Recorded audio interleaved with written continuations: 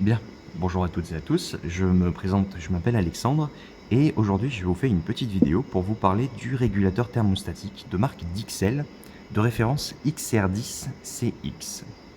Ce régulateur, c'est un régulateur qui est thermostatique. Ici, dans notre cas, il est relié à une centrale à détente indirecte qui vient avec un circuit d'eau glacée alimenté 4 aérothermes qui sont situés derrière cette chambre froide.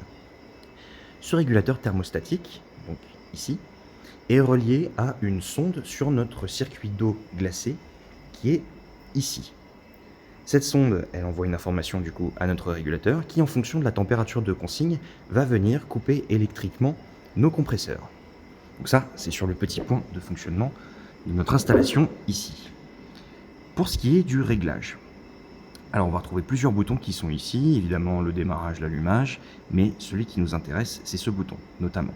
Le bouton 7, c'est le bouton qui permet de régler la consigne. Lorsque vous appuyez ici pendant quelques secondes, il va vous donner la température de consigne, que vous pouvez ensuite réguler avec la flèche du haut ou la flèche du bas. Une fois que vous avez fini de régler la température de consigne que vous souhaitez, soit vous attendez pendant un certain temps, soit vous appuyez sur la touche 7. Pour le menu, avec tous les paramètres principaux, ça va consister en une petite manipulation. Vous appuyez sur la touche 7 et sur la flèche du bas en même temps pendant un court laps de temps. Voilà. Ici, avec les flèches, vous allez pouvoir défiler dans tous vos menus et régler le menu qui vous intéresse. Il existe sur ce régulateur un menu caché avec d'autres paramètres.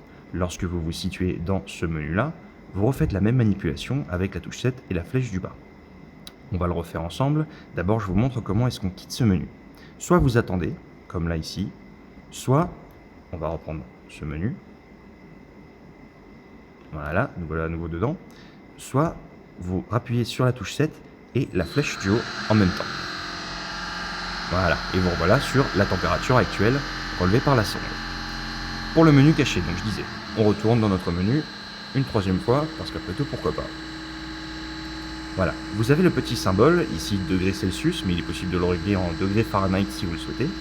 Une fois que ce petit symbole de degrés Celsius clignote, vous appuyez sur la touche 7 et la flèche du bas en même temps.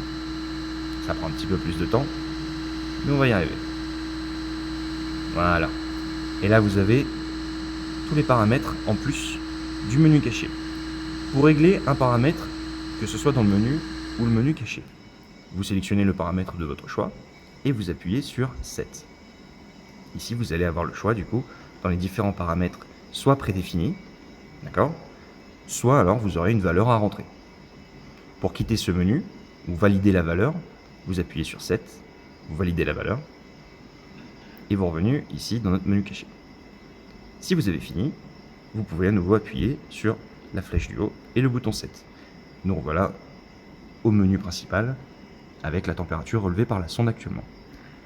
Voilà, c'est tout pour moi. Si vous souhaitez plus d'informations sur le nom des menus et ce qu'ils permettent de régler, je vous renvoie sur le site d'Ixel. Pour rappel, la référence de ce régulateur, c'est XR10CX.